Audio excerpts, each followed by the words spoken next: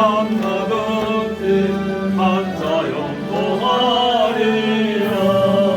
나의 갈 길 나가도록 예수 인도하시니 어려운 일 당할 때도 족간 은혜 주시네. 나는 시기구나 나고 영원 매우 가라라. 나의 앞에 반석에서 샘물 나게 하시네. 나의 앞에 반석에서 샘물 나게 하시네. 나의 갈 길 나가도록 예수 인도하시니 너의 사랑 어찌 끝이 말로 할 수 없도다.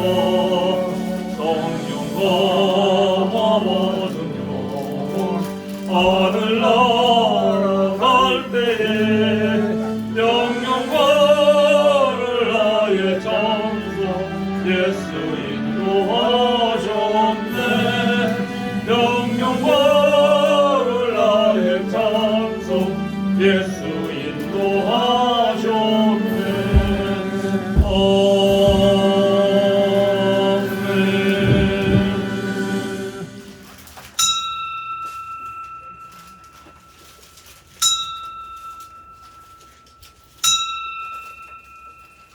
다같이 묵상 기도 드리심으로 주일 오후 예배 하나님께 드립니다. 다같이 묵도 드립니다.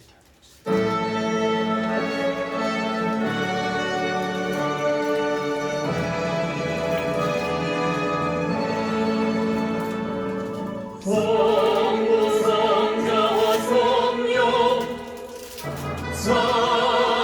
찬송하여 영광 돌려보내세.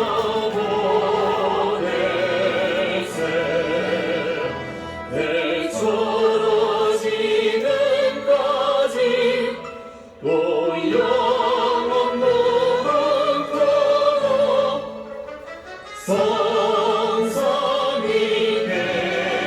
영광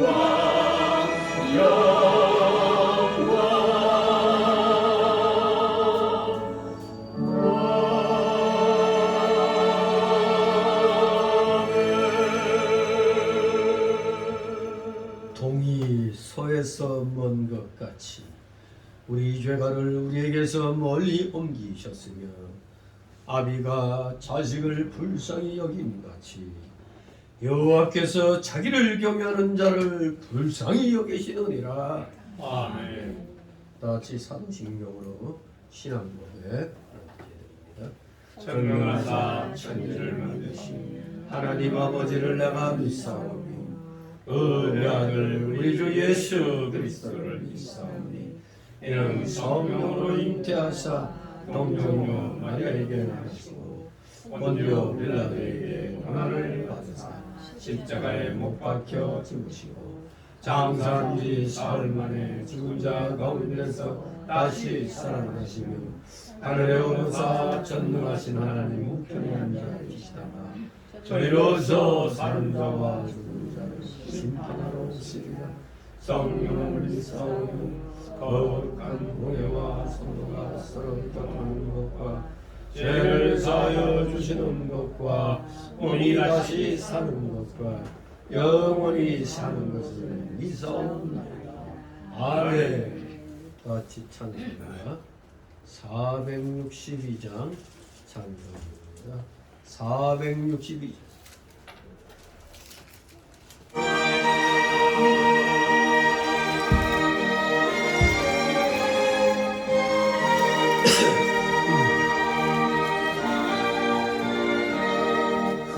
물결이 설레는 어둠바다 저등대 불빛도 희미한데 이 폭망의 배저 항해하는 예수 그리스도는 참이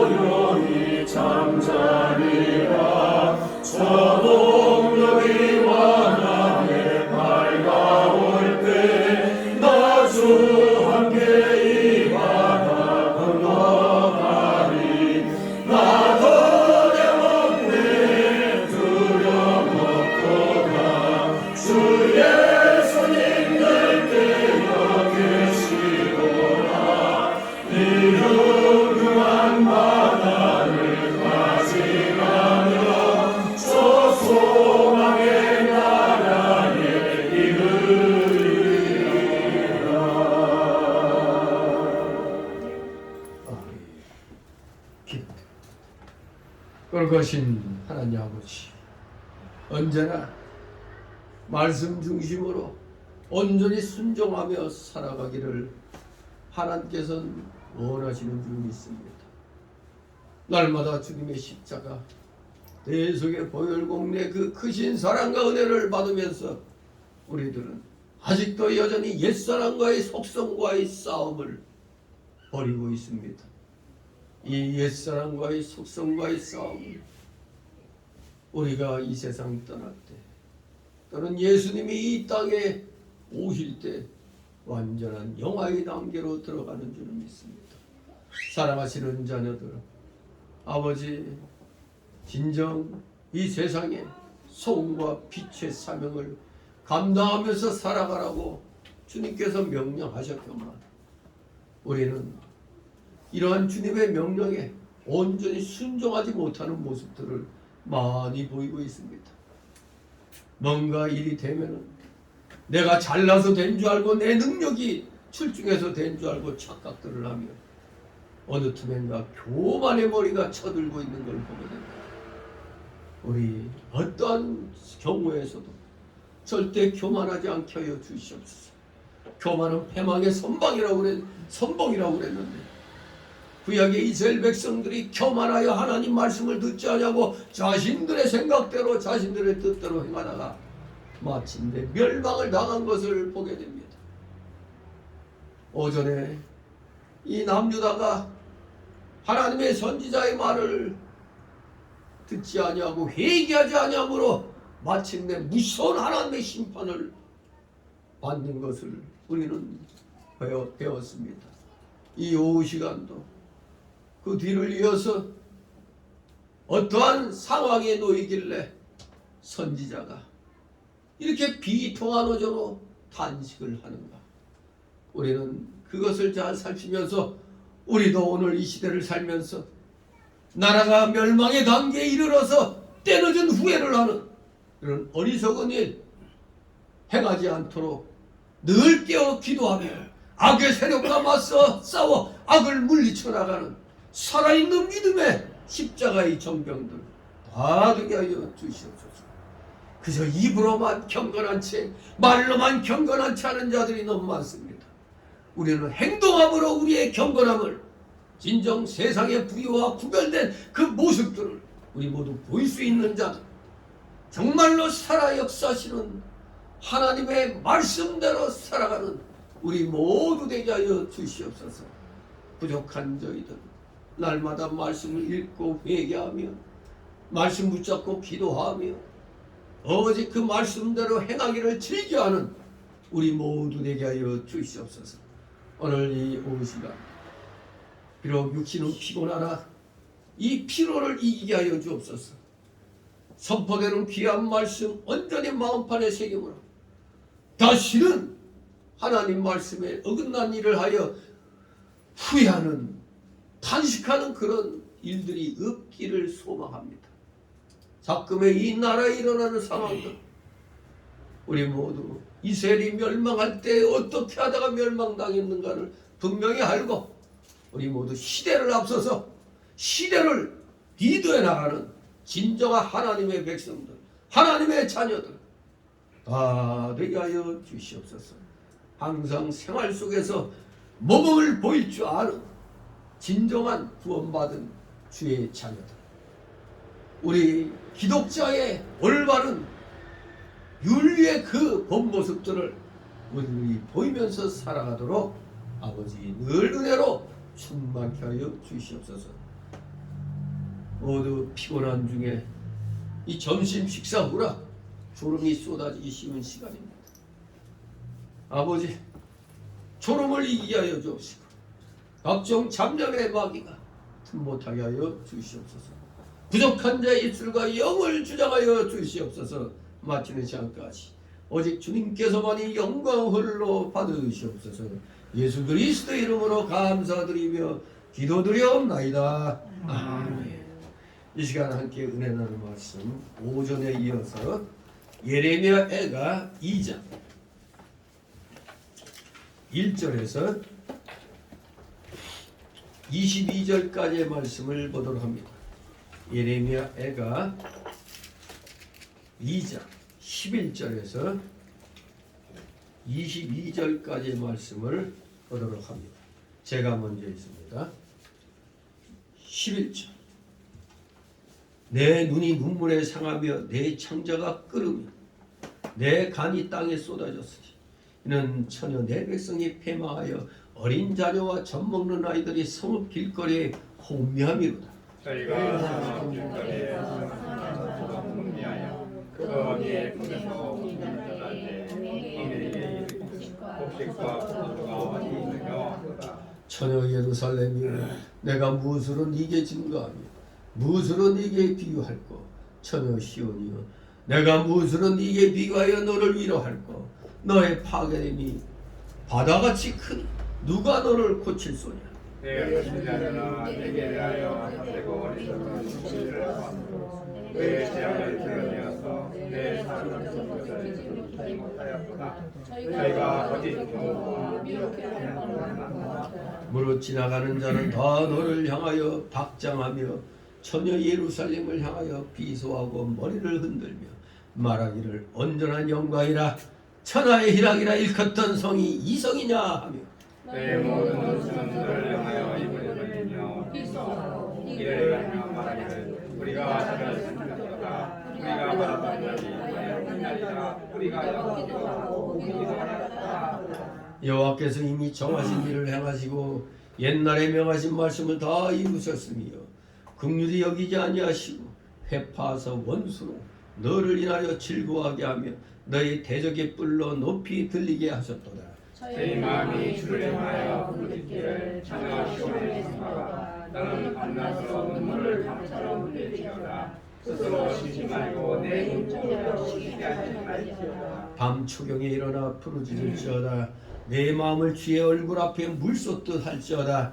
각 길머리에서 주여 혼미한 네 어린 자녀의 생명을 위하여 주를 향하여 손을 들지어다 하였도다. 여호와여 감사하소서. 이게 이같이 만나서 의인이 자기를 먹고 내는 아이를 보며 제사장들과 선자들이 주의 성에서 살림을 하니까 너희는 다 길바닥에 엎드러져 싸우며 내 처녀들과 소년들이 칼에 죽었나이다. 주께서 진노하신 날에 죽이시되 긍휼히 여기지 아니하시고 살육하셨나이다. 주께서 내 두려운 일을 사방에서 부르시기를 전리의 무기를 구름같이 하셨나이다. 여호와께서 진노하신 날에 피하거나 남겨가 썼나이다. 내 손에 받들어 기르는 자를 내 원수가 다 멸하였나이다. 아멘. 오전에 이어서 오후 시간도 심판에 대한 예레미야의 탄식 두 번째 시간입니다.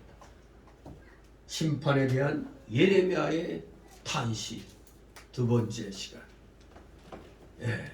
한마디로 지금 11절에서 21절까지 읽어봤는데 그야말로 예루살렘의 비극에 대한 그 슬픔이 아주 적나라하게 묘사되어 있음을 보게 됩니다.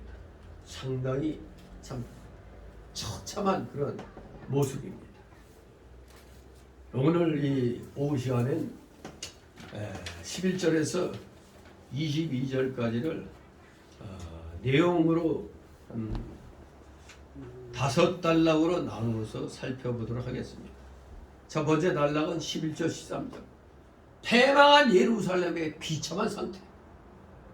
패망한 예루살렘의 비참한 상태. 두 번째 단락으로는 14절 한 절로 거짓 선지자 때문에 유다가 망하게 되고 거짓 선지자 때문에 유다가 망하게 되고 즉 거짓 선지자로 인한 유다의 멸망, 거짓 선지자로 인한 유다의 멸망. 세 번째 단락으로는 15절 16절 지나가는 자와 원수의 비소. 지나가는 자와 원수의 비소. 즉 비웃음이라는 얘기죠. 네 번째 단락으로는 17절 19절 하나님의 징계를 깨닫고 부르짖으라고 하는 예레미야 선지자. 하나님의 징계를 깨닫고 부르짖으라고 하는 예레미야 선지자. 마지막 다섯 번째 단락으로 20절 22절 하나님을 향한 호소. 하나님을 향하노서. 하나님의 백성이 비참하게 된 상태를 하나님께 호소하는 예레미야 선지자의 모습을 보게 됩니다. 하나님을 향하노서. 이렇게 5단락으로 이렇게 나누어서 11절에서 22절까지 살펴보도록 합니다. 첫 번째 11절 13절 패망한 예루살렘의 비참한 상태입니다. 바벨론에 의해서 포위된 예루살렘 성은 전쟁의 공포와 식량난으로 혼란에 빠졌습니다. 그 당시 성내는 극심한 기근으로 인하여 어린아이들이 굶어 죽어가고 있습니다. 적에게 성이 뺑 둘러싸여 가지고 그야말로 굶어 죽게 되는 그런 상황에 놓여집니다. 마치 우리나라 인조 때 병자호란 때 청나라에 의하여 남한산성이 빼곡히 포위당했을 때 식량난으로 백성들이 굶어 죽고 하는 그런 비참한 상태도 흡사 이 함락되기 직전의 예루살렘과 비슷한 것입니다. 죄 없는 어린아이들이 어른들의 죄악 때문에 죽어가는 것을 보면서 예레미야 선지자는 그야말로 창자가 끊어지는 듯한 오열을 토하고 있는 것입니다. 11절 12절 있습니다. 내 눈이 눈물에 상하며 내 창자가 끊으며 내 간이 땅에 쏟아졌으니 이는 천연의 백성이 패망하여 어린 자녀와 젖먹는 아이들이 성 길거리에 혼미하미로다. 저희가 성 길거리에서 상한 자처럼 혼미하여 그 어미의 품에서 혼이 떠날 때 어미에게 이르기를 곡식과 포도주가 어디 있느냐 하노라. 아멘. 참으로 예레미야 선지자는 패망한 그 예루살렘의 비참한 상태를 보고 얼마나 눈물을 많이 흘렸는지 눈이 다 상할 정도라고 그랬어요. 눈이 다 상하도록 눈물을 흘렸습니다. 너무 안타깝고 애가 타서 창자가 그냥 끌어올랐다고 그랬어요. 그리고 간이 땅에 쏟아졌다고 표현하고 있습니다. 얼마나 애통하면 이러한 표현이 나올까.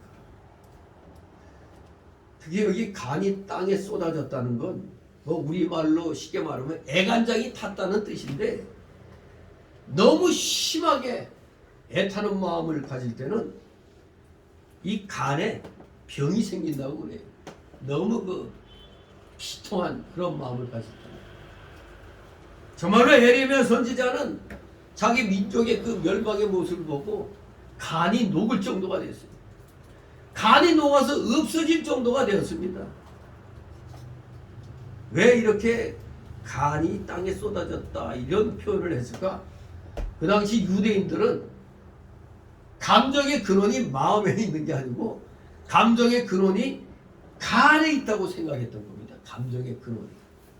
따라서 이것은 극도의 고통 때문에 감정이 마비될 지경에까지 이른 것을 말하는 겁니다. 이렇게 선지자의 입장에서 백성들을 바른 길로 인도해야 되는데 인도하지 못한 결과가 너무나 비참한 이 상황을 이제 눈으로 보게 되는 겁니다. 그러니 막 창자가 끌어오르는 것 같고 간이 다 녹아갖고 다 빠져버린 것 같은 그러한 극도의 비탄에 잠긴 겁니다. 이것은 아마 선지자만이 더 이런 마음을 아마 느낄 겁니다. 하나님이 그런 마음을 주셨기 때문에 일반 백성들은 그냥 내 눈앞에 닥친 것만 가지고 그냥 원통해 하지만 선지자는 모든 거 하나하나 다 바라보게 되는 거거든요. 그래 너무너무 안타까운 겁니다. 망하지 않을 수 있었는데 그 수많은 경고를 듣지 아니하다가 결국 이런 비참한 상황에 놓이는 것입니다. 임진왜란 때 그렇게 왜군이 쳐들어올 것 같다 계속 첩보가 들어오는데도 애짝발이 놈들이 뭘 더구나 또 그냥 그때 뭐 사색 당파로 그냥 노론 소론 동인 서인 남인 북인 뭐 엉망진창이었죠. 그냥 사색당. 그러니 국론이 분열돼 있을 때, 국방에 힘을 쓰지 않고 있을 때 갑자기 부산 앞바다로 수백 척의 그냥 외선이 쫙 울듯이 그냥 나타나 상륙을 하는 겁니다. 대비하지 않고 있다가 율곡이 10만 양병설을 또 주장했는데 하나도 먹히지 않았지. 선지자들이, 오늘날 목회자들이 깨인 눈으로 미래를 바라보면서 정신 차리라고 얘기를 해야 되는데 다들 어두워가지고 맨날 평안하다, 복 받으라 이 소리만 하다가 망한 겁니다. 이 북이스라엘 남유다 선지자들의 경고를 제대로 듣지 않고 결국 이 피눈물 나는 상황을, 간이 녹아 없어질 정도의 비참한, 이 비통한 이런 상황에 놓이게 된 겁니다. 천여 내 백성이 패망하여 어린 자녀와 젖먹는 아이들이 성읍 길거리에 혼미합니다. 천여 내 백성은 사랑스러운 내 백성이란 뜻도 있으며, 신약 시대로 말하면 그리스도의 신부란 뜻도 있습니다. 그리스도의 신부. 그리스도의 신부되는 하나님의 백성이 패전과 기근으로 그들의 어린 자녀와 젖먹는 아이들이 성읍 길거리에서 혼미하게 되고 어미 품에서 먹을 것을 찾다가 먹을 것을 얻지 못하고 그 혼이 떠났습니다. 저 어미 품에서 죽었다 이겁니다. 굶주려서 먹을 것을 못 먹고. 그럴 때 얼마나 이 비참합니까? 애들이 뭐라고 하면서 죽었다고 혼이 떠날 때 어미에게 이르기를 곡식과 포도주가 어디 있느냐. 아, 이거 진짜 너무나 비통하지. 숨이 끊어질 때까지.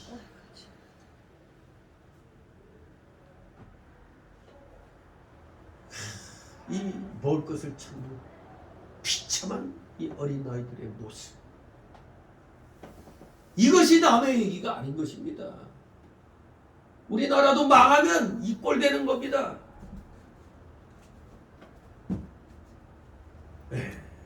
전에 김정일이 책상에 살생 누있는 걸 황장업 씨가 보고 왔다고 그랬잖아요. 1000만 명은 다 수초하고 죽이고, 그러면 1000만 명은 알아서 다 그냥 외국으로 도망가든지 뭐 하든지 사라질 것이고, 그래서 남은 1000만 명 갖고 북한 동포들하고 살면 된다. 여러분, 말이 쉬워 1000만 명이 1000만 명을 죽인다니. 지금 저들은 그때 그 남북 그 적십장가 뭔가 하고 북한 대표들이 이제 우리나라 와서 우리나라의 발전된 모습을 보고 그때 뭐라고 그랬다고? 전국에 있는 자동차들 다 모아놨구만. 전국에 있는 자동차들을 서울로 다 끌어모았다고. 근데 이북에 가서 김일성이는 그걸 알고 있어요. 그래서 다 모아놓고 잘 사는 나만 보고 부러웠지? 부러워할 것 없어. 왜? 저것들 다 우리 거니까. 우리가 먹으면 다 우리 거다 이겁니다. 그러니 만약에 원래 그들의 계획 속에 고려연방제로 딱 통일하면은 이 김정일 때까지, 김정일 때는 미군 철수 관계 없어, 그냥 있어도 돼. 저기 뭐 여기 남한 군대 뭐 경찰 다 그래도 있어도 돼. 그리고 우리 연방제 통일하자 이거야. 아주 그럴 듯하죠. 그대로 통일한다면 뭐 괜찮지 않냐? 근데 딱 통일되고 나면, 야, 통일됐는데 미군이 왜 필요해?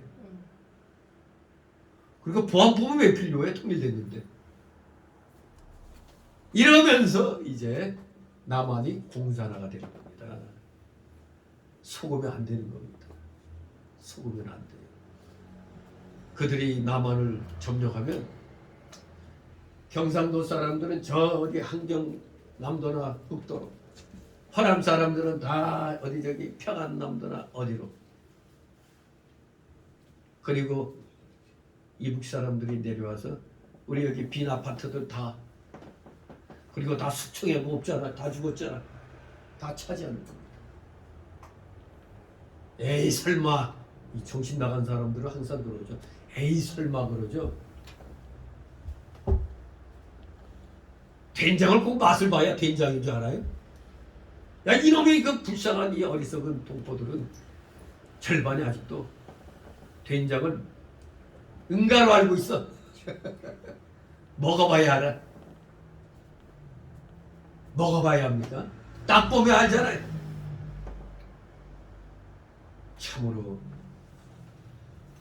우리나라 사람들, 여기 이 남유다가 멸망당할 때 이 상황,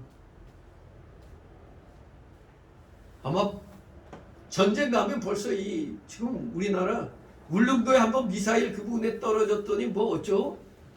공무원들이 먼저 다 대피하고 일반 국민들은 뭐야 하다가 그냥 지금 우리 다시 예전처럼 민방위 훈련, 민방공 훈련 이거 해야 돼요. 뭐든지 훈련에 좌우되는 겁니다. 우왕좌왕. 여기 만약 비상사태 떨어져서 포탄 날아올 때 우리 여기 관악구 여기 사람도 어디로 피해야 되죠?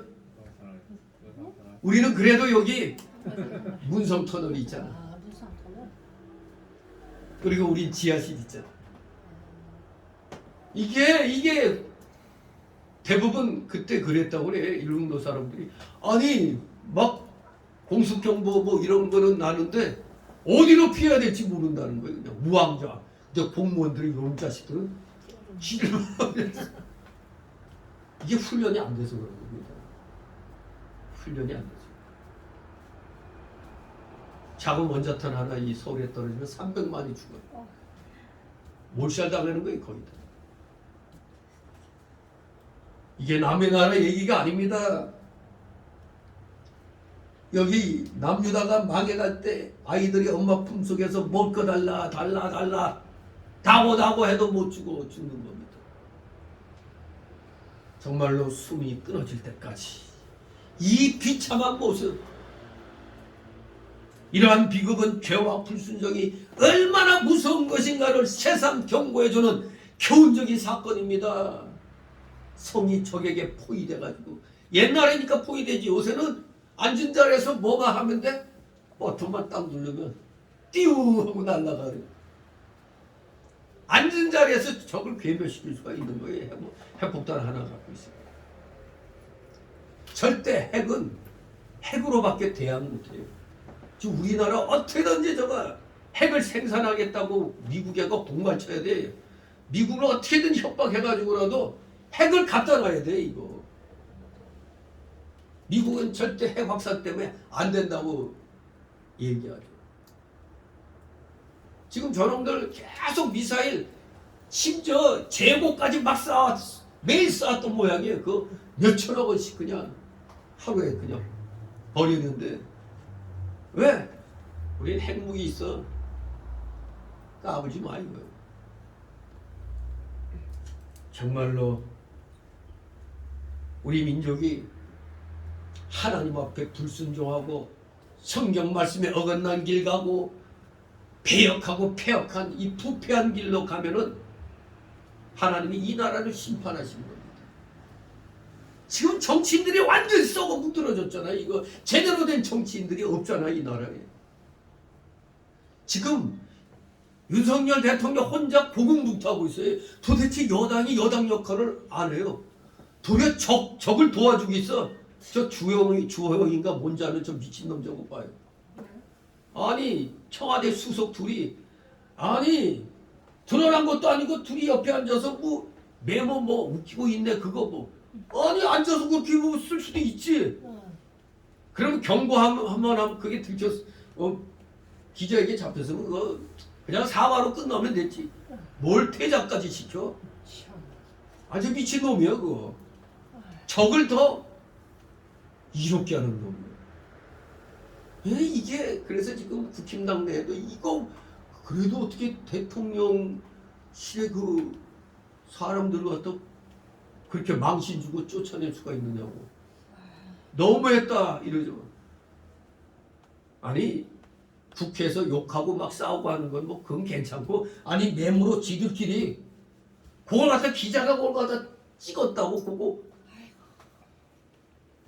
뭐 웃기고 있는데 진짜 웃기고 있었지 이놈들. 뭐 그거 썼다고 그거 가지고 뭐 인격이니 뭐 자질이 의심스럽네 어쩌냐고 윤석열이 공격하죠. 그거 갖고 이렇게 침소봉대하고 있어요 지금. 한심합니다. 그걸 그냥 여당이 그걸 갖다 그거 하나 커버 못하고 무슨 놈의 여당이야 이게. 저놈들은 지들 편이 하는 건 어떻게든지 악착같이 다 커버하는데 이 저 국힘당은 선저 뭐 학자니 교수니 저 샌님들 저것들 안 공천 정하고 하니까 안 돼. 아스팔트 지금은 누구 말 맞다는 문인 시대가 아닙니다. 지금은 우리나라에 무인이 필요한데요. 싸울 줄 아는 자가 정치를 해야 되는 거예요, 저 국힘당이. 아니 저 더블당 놈들은 완전히 주사파 사상으로 똘똘 뭉쳐가지고 저렇게 나가는데 막가바같이 나가는데 병신 같은 이 국힘당은 맨날 그냥 샌님같이 저러고 있어. 이게 안 되는 겁니다, 저것들. 어제 그렇게 집회하면은 아니 국힘당에 몇 명이라도 그래도 나와서 얼굴이라도 들이밀어야지. 한 번도 애국 집회하는데 얼굴 내민 적이 별로 없어요. 그러면서 애국 국민들이 이뤄놓은 거 다 따먹고 있죠 이놈들. 이 정말 큰일입니다. 정말로 우리가 국가적인 이 환란을 당하기 전에 정말 정신 차려가지고 악과 저 공산주의 저 주사파 저놈들하고 싸워야 되는데 못 싸우고 있으니 이 바벨론에게 멸망당하는 여 남유다 같은 꼴이 될 수가 있어요. 심히 안타깝습니다. 깨닫지 못하는가 봐요. 저 국힘당의 저 대부분의 저 샌님들은. 안타까운 일입니다. 적은 악착같이 그냥 자기들 비리도 그런 일 없다고 딱 잡아떼고 나가는데 아니 이런 참 이게 바로 하나님의 뜻에 어긋나는 불의한 일을 하는 자들에 대해서 입 닫고 있으면은 그게 불순종의 죄입니다. 왜 국가적인 불의에 대해서 말도 못하고 있습니까? 그는 불순종의 죄를 짓는 겁니다. 그 결과는 바로 여기같이 적에 의하여 유린되는 겁니다. 근데 이런 모습이 바로 우리에게 세상 끝날의 심판도 정신적, 영적 차원의 고통은 물론 여기에서 눈에 보이는 것처럼 분명한 육신적인 고통 또한 수반할 것이라을 알아야 됩니다. 세상 끝날 우리 7년 대환란을 알고 있잖아요. 천년왕국 이전에 7년 대환란, 글자 그대로 대환란입니다. 어마무시한 경험해보지 못한 대환란의 때가 오면은 우리의 육신은 엄청난 고통을 당합니다. 그러니까 하나님께서는 또 우리 하나님의 자녀들을 향해서 뭐를 주셨다? 피난처. 피난처를 또 주셨다고 그랬잖아요. 그러니까 우리는 거기에 희망이 있는 겁니다. 지구 최악의 그 종말의 날에도 하나님은 하나님의 자녀들을 위해서 피난처를 예비해 오셨구나. 천연왕국 들어가기 전 피난처를 또. 그러니까 우리 하나님은 피할 길이 없을 때는 그 피할 길을 또 하나님이 주신다고 그랬잖아요. 감당할 수 없을 때는 그 피할 길을 내주신다고 그랬어요.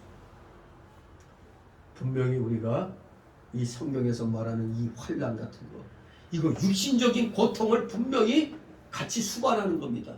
아 그냥 뭐 상징적으로 말로만 그런 거지 아닙니다. 그 당시 바벨론에게 함락당할 때 그야말로 도륙을 당합니다. 도륙을 당합니다. 그 옛날 우리 그 영화들 보세요. 좀 더 그 외국 서양 영화 같은 걸 보면은 뭐 그냥 어디 점령하면 애고 뭐고 다 깐난쟁이고 모조리 다 도륙해 주게 그냥 씨도 안 남기고 그리고 다 불질러 버리고 이게 우리 인류 역사의 아주 그 무지막지한 그런 모습들입니다. 우리 뭐 적게는 지금 윤 대통령이 어디지 거기 캄보디아가 있죠. 캄보디아. 그 캄보디아 하면 뭘로 유명하죠? 내전일 때 킬링필드 아니에요. 자기 부모는 자기가 차마 못 죽이니까 야 네가 우리 부모 죽여. 난 네 부모 죽일게. 그것도 총알 아까워. 비닐로 뒤집어 씌워가지고 질식시키고 아예 그냥 들판이 시체로 가득 찼잖아요. 설마 그런 일이 일어나겠나? 일어났잖아요. 베트남도 공산화됐더니 그렇게 날뛰던 베트공 10만 명은 다 어디로 갔어? 다 수청해버렸어.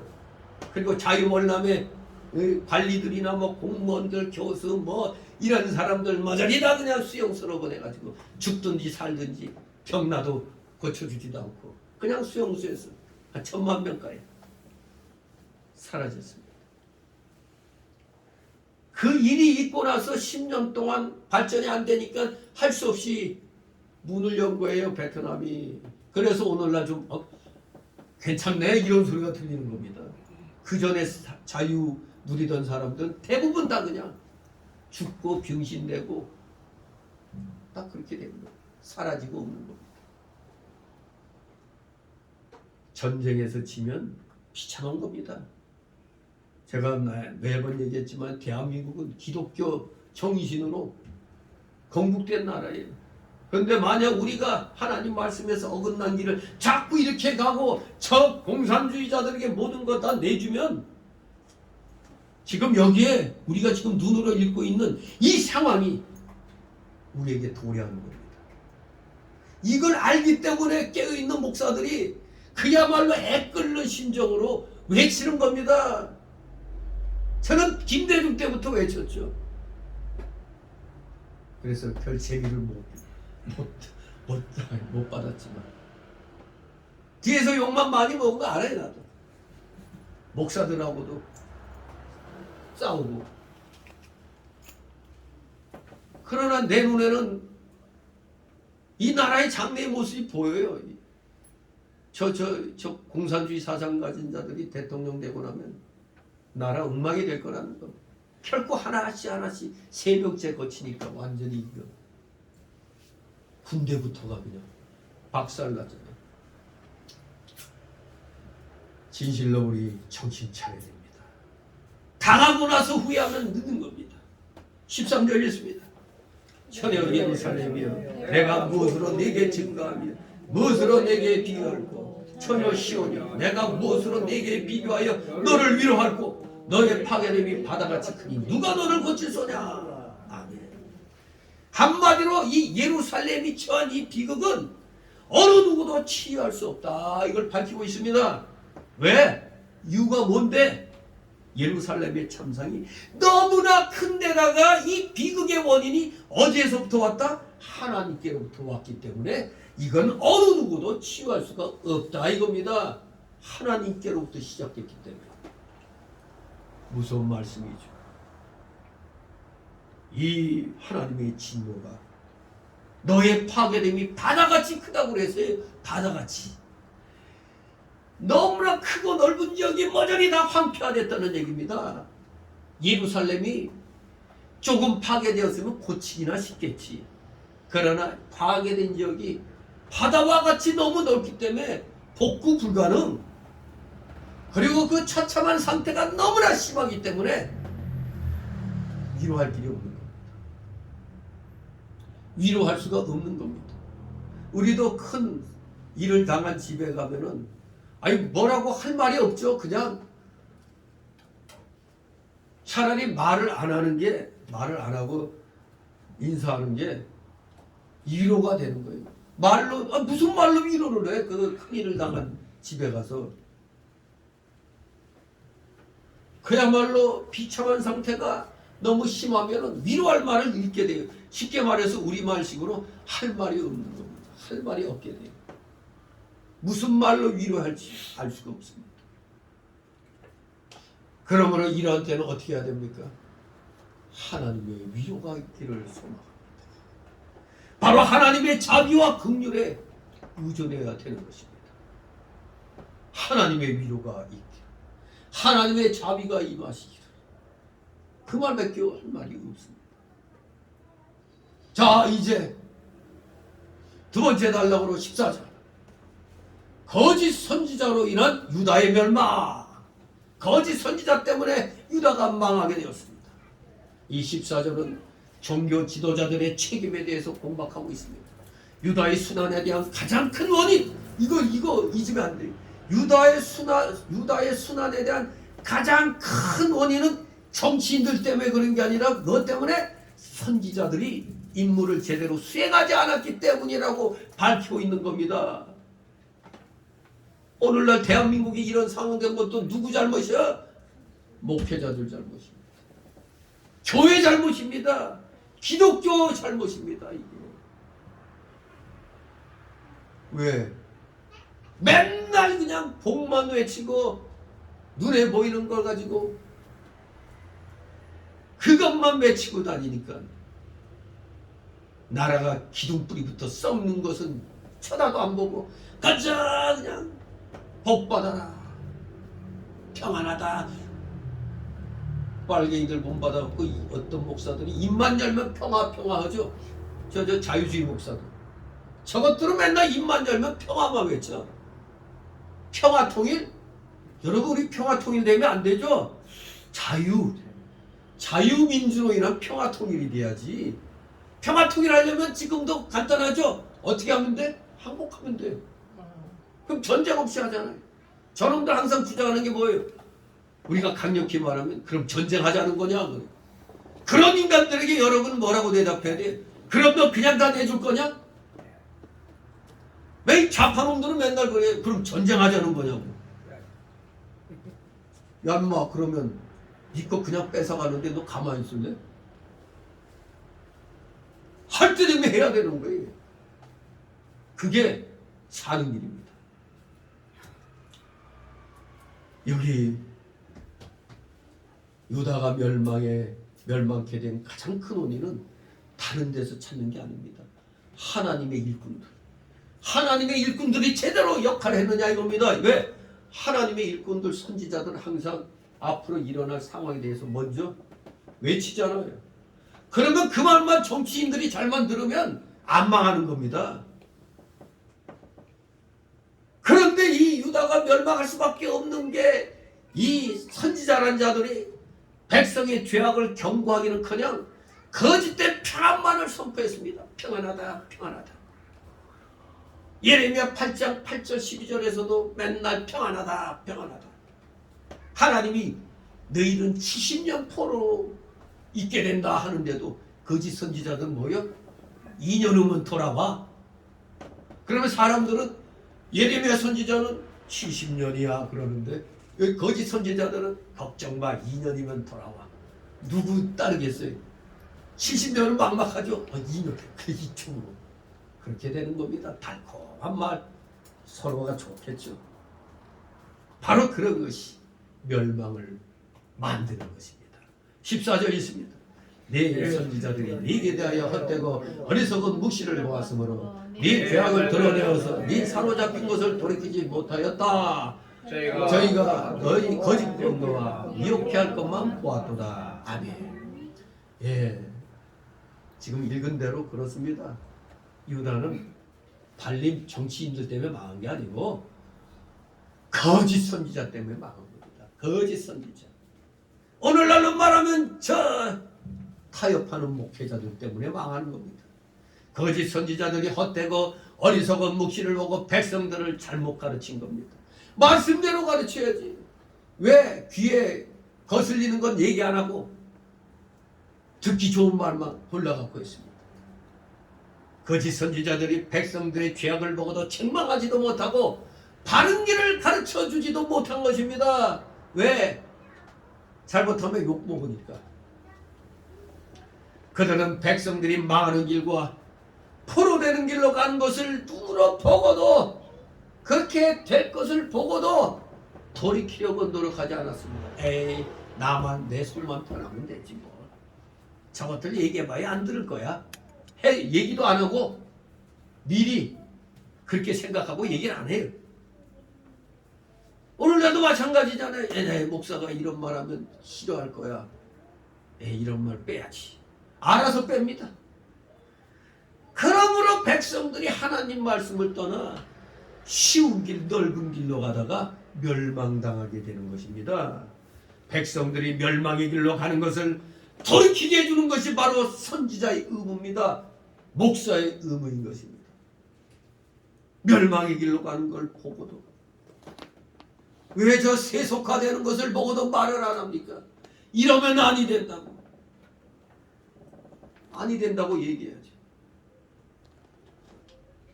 그래도 참 이 광화문 집회에서 이제 예배 시간 때 예배 드릴 때 얘가 항상 감사하는 것은 그 앞에서 인도하는 조나단 목사 항상 그래요. 사도신경으로 신앙을 고백합니다. 아니 그런데 이 어디 이 연합회라 뭐 이런 데 보면 사도신경이 다 빠져 있어. 이 베라물 목회자들이 사도신경을 다 빼요 그냥. 정말로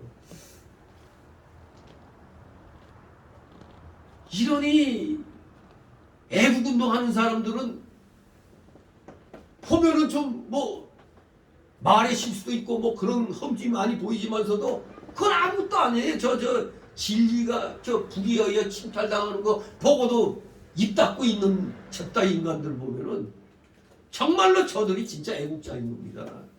뭐 욕 좀 했다고 뭐라고 막 예? 어느 누가 또 그냥 이 뭐라고 한마디 했더니 그 조나단 목사님 이 방송 중에 야 이 개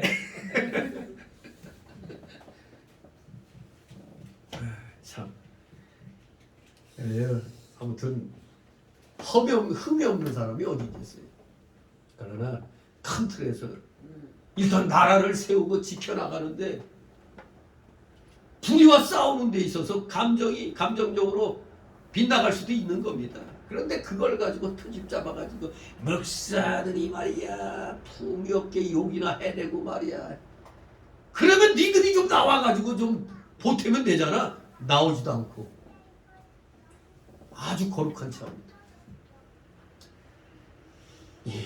그러니 이런 자들은 딱 이 예레미야 시대 때 거짓 선지자에 들어가는 겁니다. 왜?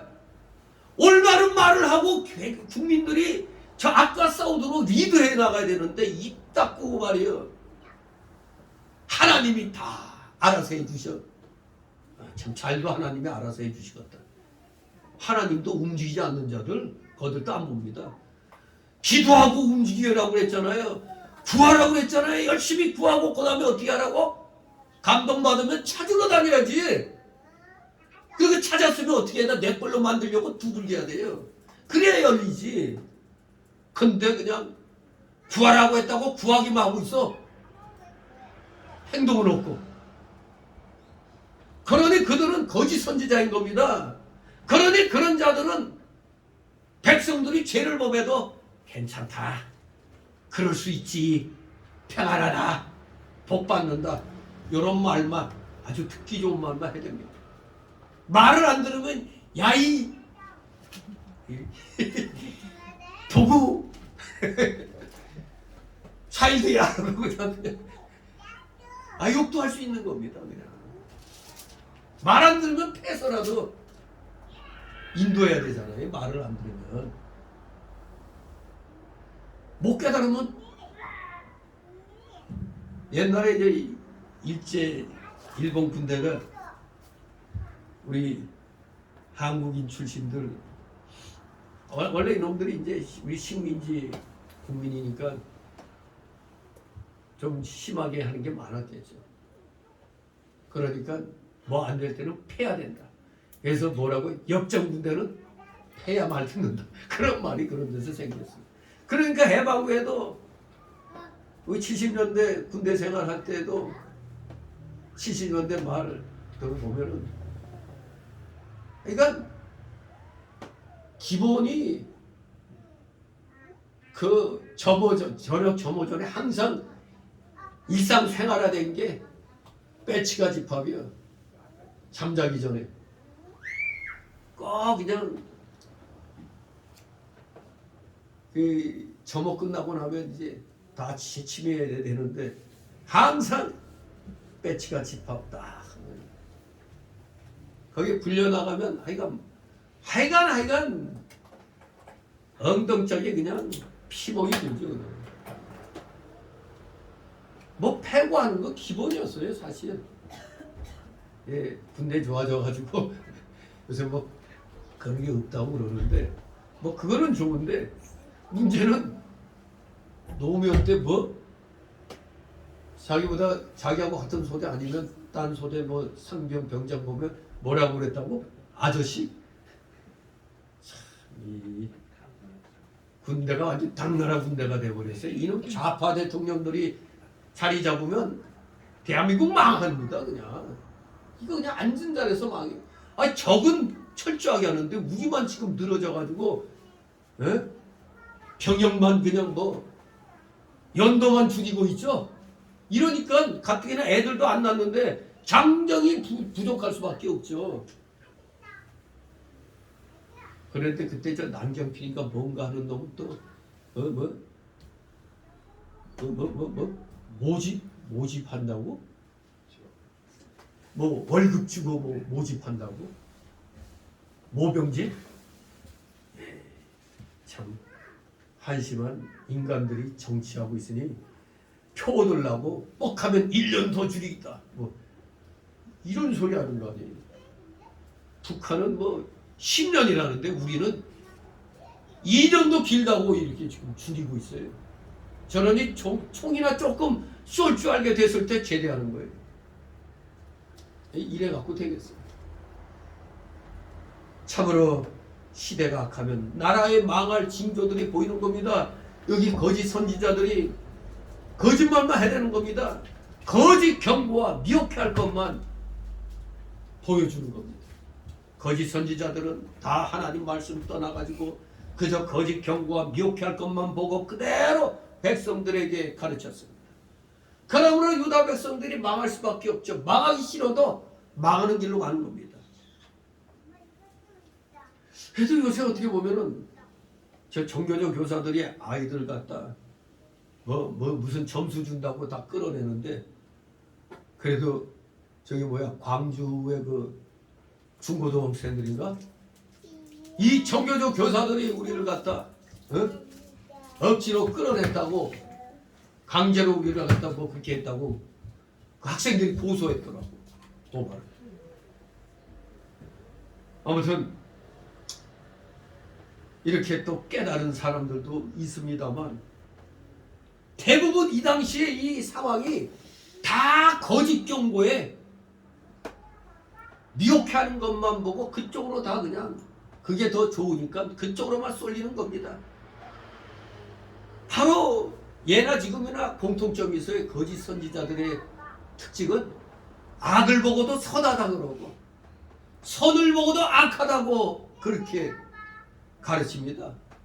죄를 죄가 아니라고 하고 그야말로 흑암을 광명으로 삼고 쓴 것으로 단 것을 삼으며 스스로 죄롭고 명철하다고 생각하며 포도주와 독주를 잘 마신다고 이사야 5장 20절 22절에 이렇게 말씀하고 있습니다. 거짓 선지자의 특징입니다. 흑암으로 광명 삼고 쓴 것으로 단 것 삼고 선을 악이라고. 이게 이쪽에 오늘날로 말하면 상대주의죠. 상대주의. 우리는 지금 절대주의 하나님 말씀을 가지고 나가야 됩니다. 이 상대주의, 즉 상황에 따라 판단이 달라져. 그래서 뭐 소위 상황윤리라고도 그러죠. 상황윤리. 쉽게 말하면 우리 도둑질을 했는데 이쪽은 다쳤어. 물건도 뺏기고. 그러면 누가 나쁜 놈이야 객관적으로? 이 사람 때리고 물건 빼준 이놈이 나쁜 건데 또 이놈 입장에서 내가 너무 힘들고 어려웠어. 뭐 또 처자집 먹여 살리려고 뭐 이랬다 오늘. 그럴 수도 있겠다. 이렇게 돼버리면은 뭐가 되는 거예요? 이쪽은 이 절대 기준이 성경 말씀대로 하면 되는 겁니다. 상황에 따라 적과 아군이 바뀌어져. 이러면 안 되는 겁니다. 이사야 9장 15절 16절에 머리는 곧 장로와 존귀한 자여 꼬리는 곧 거짓말을 가르치는 선지자라. 백성을 인도하는 자가 그들로 미혹해 하니 인도를 받는 자가 멸망을 당하는도다. 거짓 선지자들의 인도를 받으면 망할 수밖에 없어요. 즉 이것은 우리가 경험하고 있잖아요. 이 세상에서도 어떤 지도자를 만나냐에 따라 그 나라가 흥하고 망하는 것이잖아요. 흥하느냐 망하느냐. 지도자가 어떤 사람이냐에 따라 다르잖아요. 더구나 이 영계는 하나님 말씀대로 바로 행하는 자가 올바른 지도자예요. 하나님 말씀대로 가르치는 자를 따라야 사는 것입니다. 장로는 열차의 기관사와 같습니다. 선지자는 차장과 같고 백성은 승객과 같습니다.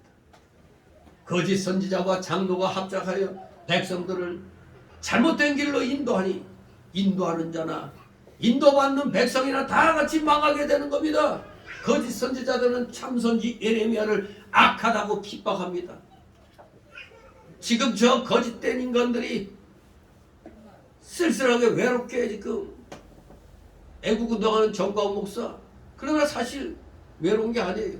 저기에 뭐 각 교단의 왕년의 총회장하고 했던 사람들이 다 정가운 목사를 지지해요. 그런데 이 저 별 볼 일 없는 것들이 욕을 합니다. 참으로 바른 길 인도하는 자 편에 서야 되는데 거짓된 자의 편에 서면 망하는 거 아닙니까?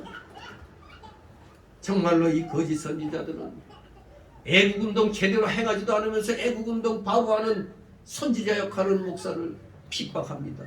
별의별 욕을 다 해야 됩니다.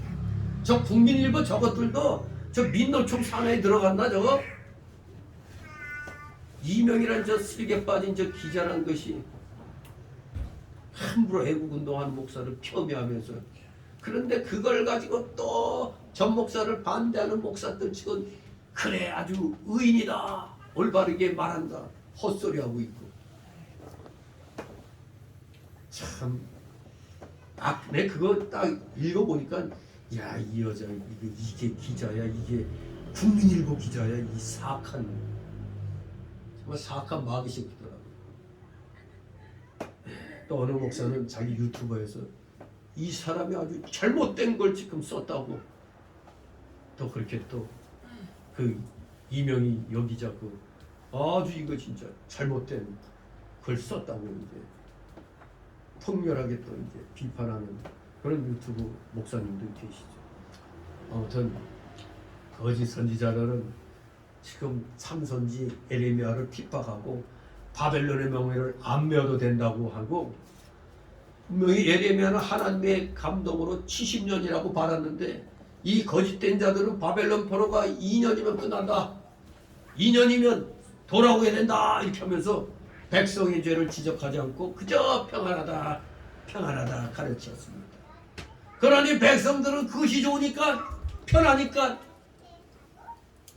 따라가다가 결국에는 국가와 통째로 멸망을 당하게 됩니다. 이제 세 번째 달랑으로 15절 16절 지나가는 자와 원수의 비소, 지나가는 자와 원수의 비웃음입니다. 이 15절 16절은 유다의 참성에 대하여 이웃과 원수들이 조롱하고 있는 모습을 묘사하고 있습니다. 성도들이 실족하여 곤란을 당할 때 하나님의 영광은 손상을 입으며 악한 세력들은 즐거워하게 마련입니다. 우리 기독교가 잘 되는 거 못 보죠? 악한 자들은 그 틈을 이용해서 기독교를 엄청 욕합니다. 그러나 성도가 그러한 비웃음에 대하여 차분하게 같이 분노하지 않고 스스로 교훈을 삼는다면, 우리가 평소에 뭐를 잘못했구나, 이것을 깨닫고 교훈을 삼는다면 오히려 적들이 즐거워하고 비난하는 게 오히려 큰 신앙 성숙에 기회가 된다는 것을 우리가 또 잊으면 안 되겠습니다. 15절 있습니다.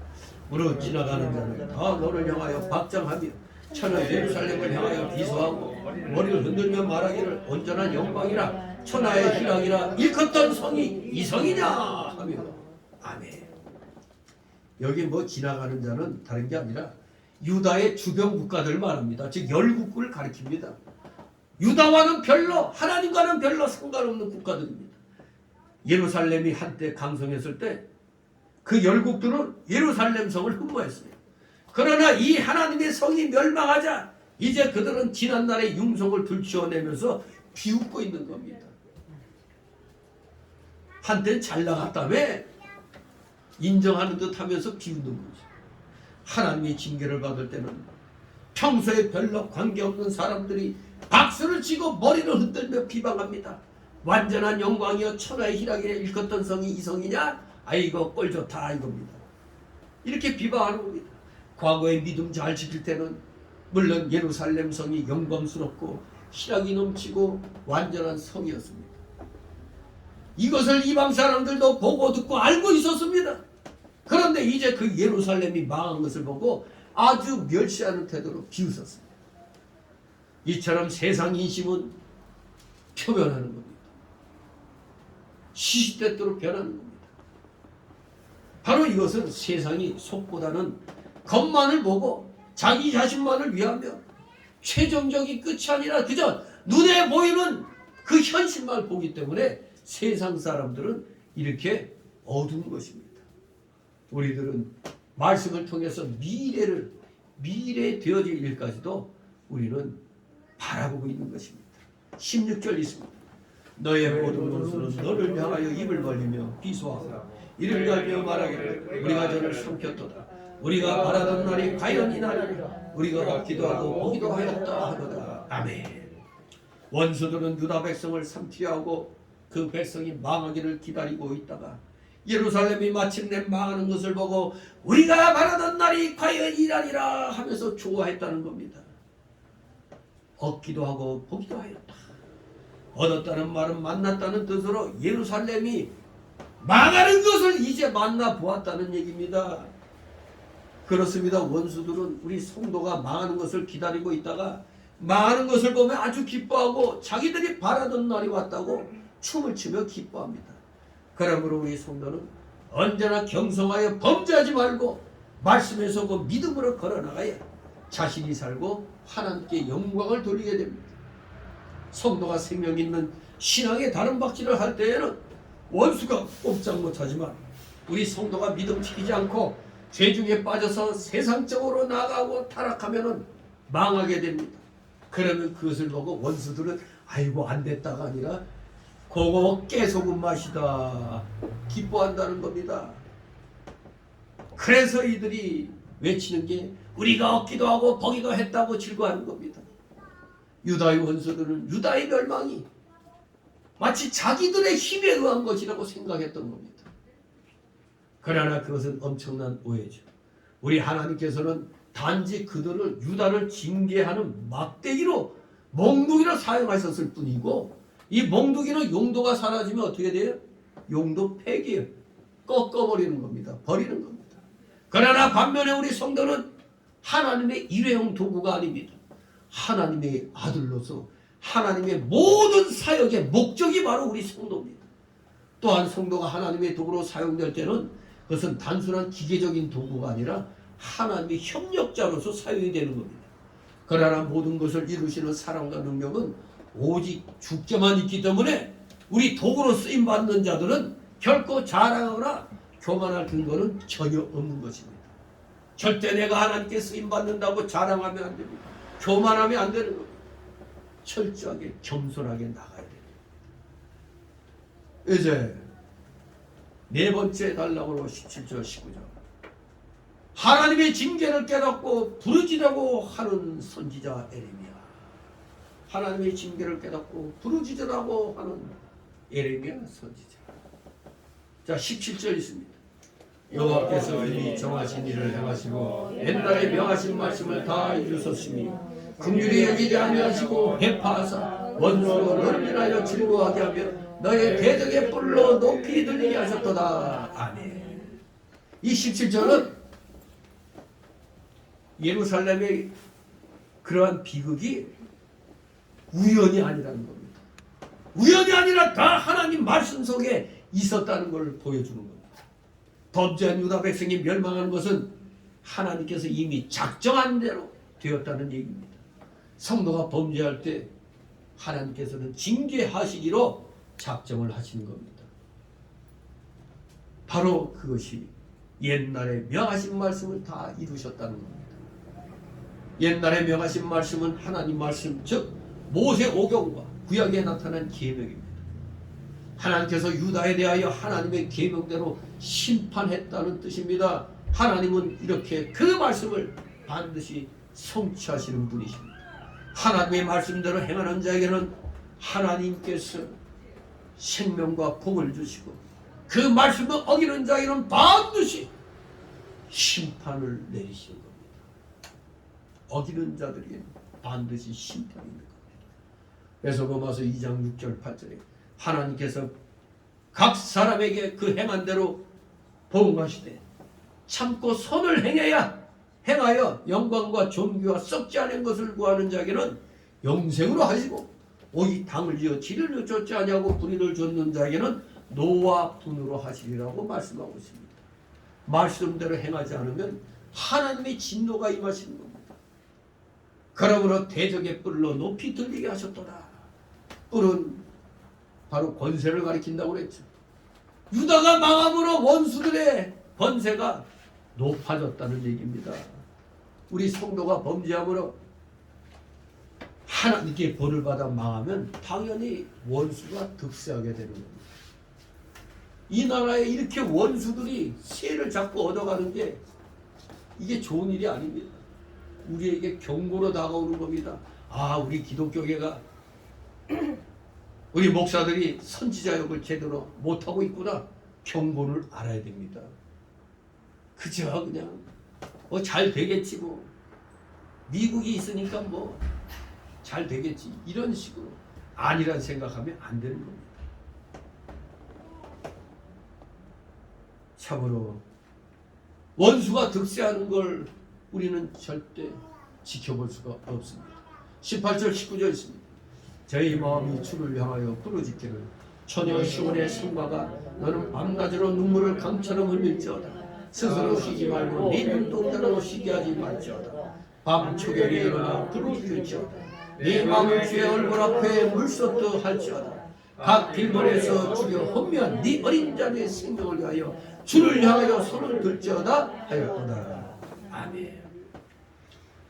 바로 이 18절 19절은 지금 암담한 현실을 눈에 보고 있잖아요. 그 암담한 현실을 타개할 수 있는 유일한 방법으로서 선지자는 기도할 것을 촉구하고 있는 겁니다. 기도하라. 회개 기도하라 이겁니다. 시온 백성 그 비참한 중에서도 하나님께 부르짖으라는 것입니다. 고난이 우연히 오거나 바벨론 군대가 나쁜 것이 아니고 바로 자기들의 죄 때문에, 내 죄 때문에 하나님의 징계가 온 것인 줄 알고 주를 향하여 회개하며 부르짖어 기도하라는 것입니다. 예루살렘 상태가 너무나 비참하기 때문에 하나님 앞에 선지자는 밤낮으로 눈물을 강처럼 흘리면서 회개하며 성도들이 간절히 기도하라는 것입니다. 오늘 우리 대한민국 국민들 이런 자세로 나가야 됩니다. 밤낮으로 눈물을 강처럼 흘리면서 회개 기도해야 돼요. 지금 경제적으로 굉장히 아주 전 세계적으로 그렇죠. 어려운 상황이죠. 굉장히 지금 어려운 상황입니다. 지금 원달러 환율이 어떻게 되죠? 1,400원이 넘었죠. 1400 얼마인가? 아, 진짜 뭐 이러니 뭐 기가 막히죠. 이게. 물건은 그냥 비싼 거 나가도 달러는 조금 들어오는 거예요. 우리나라 돈 가치가 그만큼 떨어졌으니까 100원이면 살 걸 2, 3천 원 줘야 사는 거예요. 참으로 우리 모두 주님 앞에 여기 표현대로 네 마음을 주의 얼굴 앞에 물 쏟듯 할지어다 했습니다. 이러한 자세, 하나님 앞에 우리의 마음을 물 쏟듯이 쏟으면서 부르짖어 기도하라는 것입니다. 밤 초경에 부르짖고 새벽에도 부르짖고 쉬지 말고 부르짖으면 하나님의 긍휼을 받는다는 것입니다. 이렇게 부르짖는 자는 소망이 있습니다. 하나님이 징계한 것은 그들을 멸망시키려는 것이 아니라 회개시켜 복 주시려는 것이기 때문입니다. 그러므로 우리가 어떤 지경에 처해서도 절대 낙심하지 말고 하나님께 회개하며 부르짖으면 하나님이 반드시 선한 것으로 갚아주십니다. 합력하여 선을 이룬다고 로마서 8장 28절에 말씀하고 있습니다. 합력하여 선을 이루게 하시는 하나님의 역사를 믿으시기 바랍니다. 이제 마지막 5번째 단락으로 20절 22절 하나님을 향한 효소, 하나님의 백성이 비참하게 된 상태를 하나님께 호소하는 예레미야 선지자를 봅니다. 20절 있습니다. 여호와여 감찰하소서 네게 이같이 행하셨는지요. 여인들이 어찌 자기 열매 곧 손에 받던 아이를 먹으며 제사장들과 선지자들이 어찌 주의 성소에서 살육을 당하오리까. 아멘. 너무나 비참하지 않습니까? 전쟁 시의 기근으로 인해서 여인들이 자기 자녀를 잡아먹었다니. 예레미야 19장 9절. 로마 시대 때도 예루살렘 함락할 때 완전히 포위하고 있으니까 먹을 것이 없잖아. 근데 품 안에 아는 아이를 어떻게 잡아먹을 수 있어? 정신이 돌아요. 굶주림 속에 정신이 도니까 아이가 통닭같이 여겨지고 새끼 돼지같이 보이는 거예요. 그래서 잡아먹은 거예요. 정신이 미쳤으니까. 못 먹어서 정신이 혼미해서 미쳐버려요. 그러니까 자기 애를 잡아먹습니다. 또 어느 기록에 보면 오늘은 너희 집에 내일은 우리 집 이렇게 돌아가면서 애들을 내놓으라고. 적에게 포위됐으니 정말 기가 막히죠. 그런 상황이 오면 되겠습니까? 근데 실제로 예레미야 19장 9절에 보면 여인들이 자기 자녀를 잡아먹는 것이. 그리고 선지자와 제사장들은 예루살렘 멸망 시에 성전에서 모조리 죽임을 당했습니다.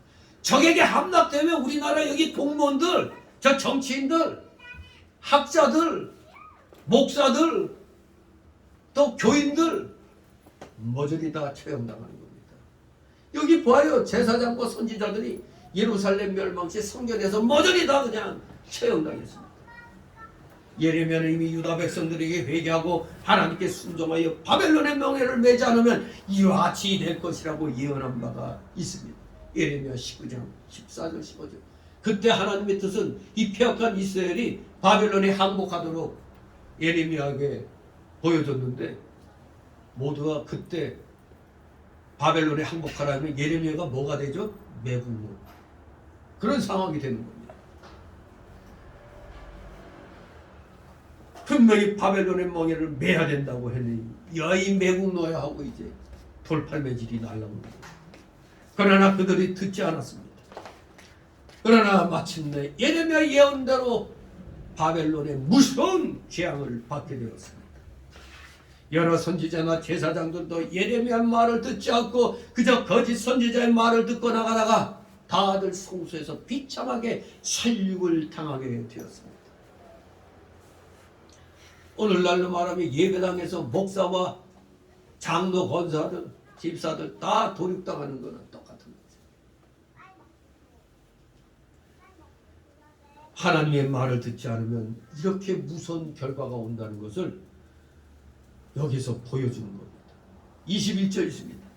너희는 다 길바닥에 엎드려져 싸우며 내 처녀들과 소년들이 칼에 죽었나이다. 주께서 진노하신 날에 죽이시되 긍휼히 여기지 아니하시고 살육하셨나이다.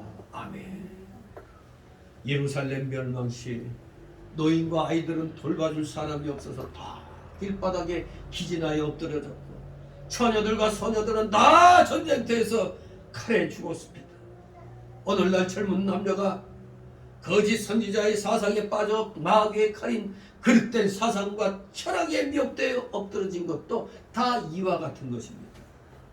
이단에 빠지고 주사파 사상에 빠지고 반역자의 무리에 합세하고 하는 것이 다 칼에 죽은 것과 똑같습니다. 진실로 분별력이 없으면 죽는 길로 가는 겁니다. 22절 있습니다. 주께서 내 두려운 이를 사방에서 부르시기를 절기의 물리를 불같이 하셨나이다. 여호와께서 진노하신 날에 피하거나 남은 자가 없었나이다. 내 손에 받들어 기르는 자를 내 원수가 다 멸하였나이다. 아멘. 주께서 내 두려운 이를 사방에서 부르셨다. 그 부르시기를 절기의 무리를 불같이 하셨다고 그랬어요. 내 두려운 일은 잔인한 원수와 칼과 기근 등을 의미합니다. 예전에 유다 백성들이 절기의 각지에서 많은 무리가 몰려온 것 같이 이제는 두려워하는 일들이 그냥 사방에서 몰려온다는 겁니다. 사방에서 몰려들어 예루살렘 성을 멸망시킨 것을 말하는 것입니다. 더구나 여기 내 손에 받들어 기르는 자를 다 내 원수가 멸했다고 했는데 이게 바로 내 손에 받들어 기르는 자는 바로 아이들을 가리키는 겁니다. 내가 키우는 아이들. 무자비하고 장애한 원수가 쳐들어올 때는 어린 아이들까지 다 쳐죽입니다. 전에 그 영화를 보니까 로마 군대가 쳐들어와가지고 세상에 품에 있는 어린애까지 그냥 확 뺏어가지고 그냥 돌에다 패대기 치는 그런 장면도 있고 애기들 그냥 모조리 다 돌입하는 그런 장면들이 영화에도 나옵니다. 전쟁에서 지면 저렇구나. 그렇습니다. 무자비하고 잔인한 원수가 쳐들어올 때는 나만 하는 게 없습니다. 가축까지도 다 죽여버려요. 죄의 결과는 이처럼 비참한 것입니다. 참선지 예레미야가 여러 차례 회개하고 바로 서라고 충고했지만 그들은 듣지 않고 그저 평안하다 복받아라 하는 거짓 선지자의 말만 듣고 나가다가 마침내 망하여 비참하게 된 것입니다. 거짓 선지자들 말 쫓아다니면 망하는 겁니다. 오늘날 이단의 꾀임에 빠져가지고 집안 다 말아먹은 사람들 많잖아요. 그냥 가족은 다 뿔뿔이 흩어지고 있는 재산 다 날리고 말이에요. 아주 비참한 그런 모습들. 거짓 선지자에게 빠지면 그 종국은 그렇게 되는 겁니다. 세상에서는 저 공산주의 주사파 반역자들 사상에 빠지면 결코 저들에게 유혹만 당하다가 다 토사구팽 당하는 겁니다.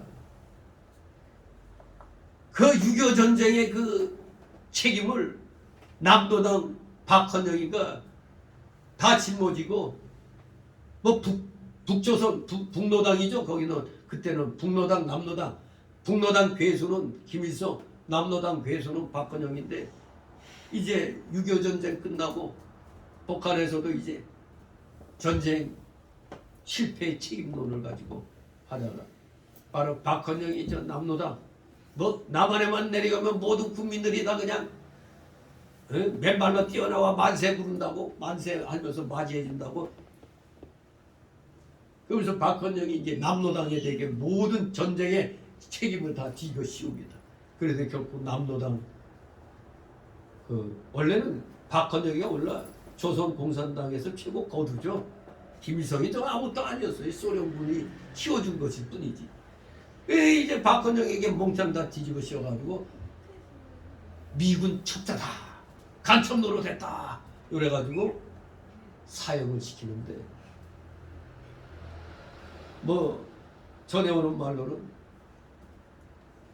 철장 안에 사나운 개 2마리 집어넣어가지고 물어 뜯어주겠다고 그렇게 나왔어요. 비참한 거죠.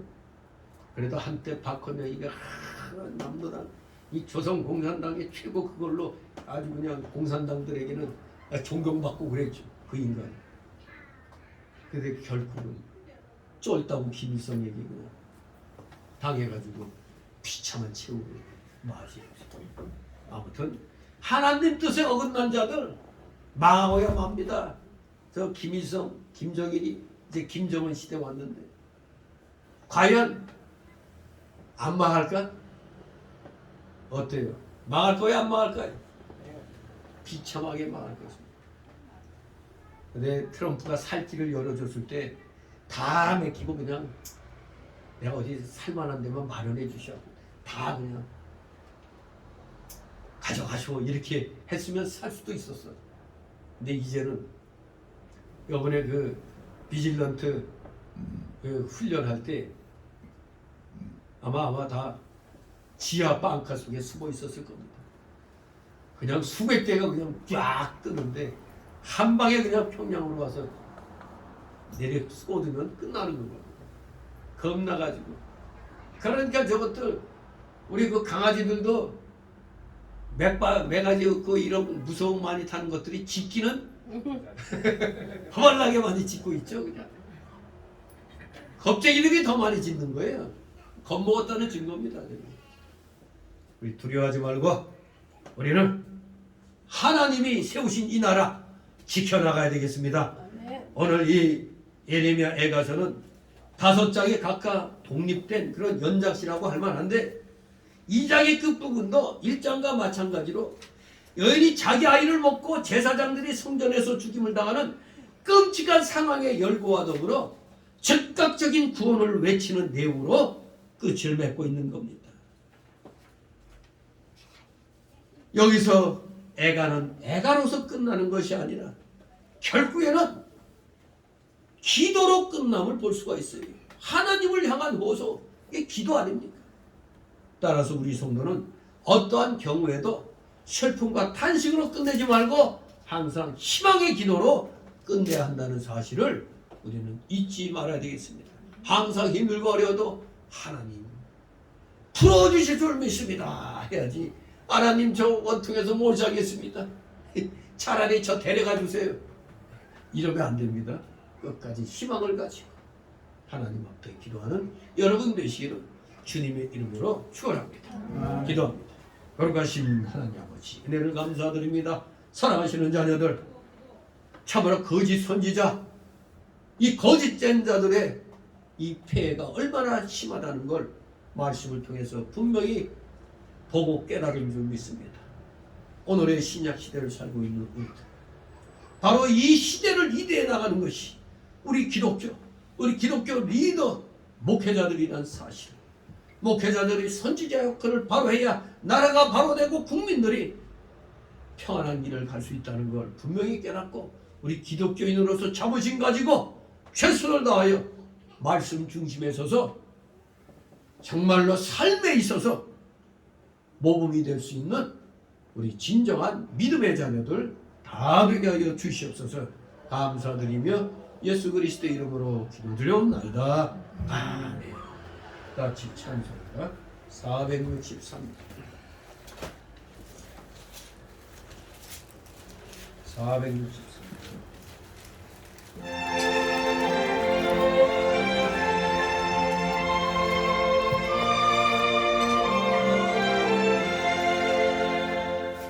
험한 시험을 속에서 나를 던져주시오. 또한 풍랑 지나도록 나를 숨겨주소서.